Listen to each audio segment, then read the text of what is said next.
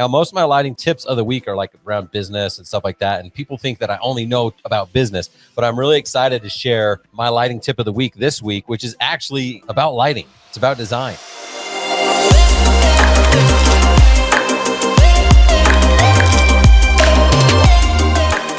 I was at the Sterling event a couple weeks ago. They had a design challenge and separated us into a few different groups. And the group that I was in, we were doing some down lighting out of trees, some moon lighting through the canopies and stuff. And someone actually brought out a plant from inside. It was a plant, and they're like, "No, let's do it. Let's do a shadow on this wall." I thought this is a great idea. So they brought the plant, and we sat it outside, and then we aimed a light through it on the wall. I was like proud of myself. So yes, I'm bragging about myself right now because again, I've got a lot of business stuff that I share about landscape lighting, but it feels good to also know other stuff like installation and design and stuff like this. So I shared with them something that is a really cool lighting tip, a lighting design tip, and I want to share that with you guys. Basically what it is this: we had a spotlight on it. They had a spotlight shining on the tree and put this really cool shadow on the wall.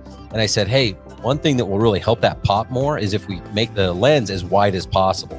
So we took out the lens. I think we just took it out. So it was like a 170-degree lens or something like that. Or we put in 120. I don't remember. But I said the wider we get it, the more crisp it's going to be, that shadow. And they're like, really? I would think it'd be the opposite. I said, well, let's do it. Let's do this. So we take it out and put it on that plant. And I'm telling you, that thing just popped. I mean, the crisp edge on that shadow. That's one of my tips. Okay, I'm going to do two.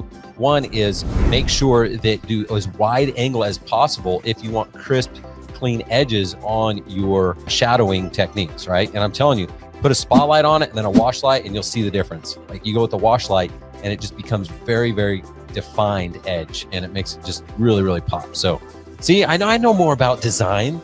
It's not just business with me. And then the other thing on the downlights, I realize not everyone knows this, is when you're doing a downlight through a canopy, yes, you want it to be, light requires distance. So you want it to be up a little bit higher so that the light can spread out.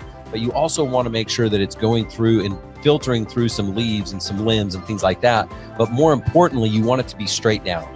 So you don't really ever want it aimed at any type of angle, because then if you're walking one direction or another, you're going to see that spotlight in your face and you're going to see that hot spot, that glare bomb, where we're really just trying to not see the source. We're just trying to see the effect of the light. So that's kind of my thing, is wider beam, the better for shadows, and downlight straight down.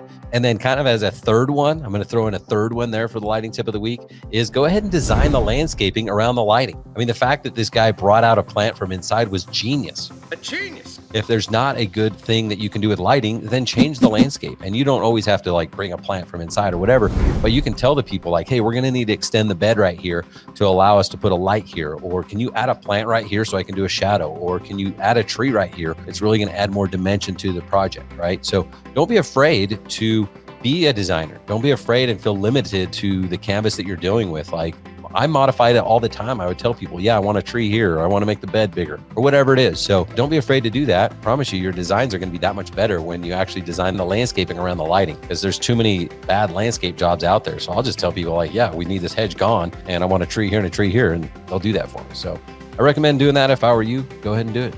Put it to test and see if it works.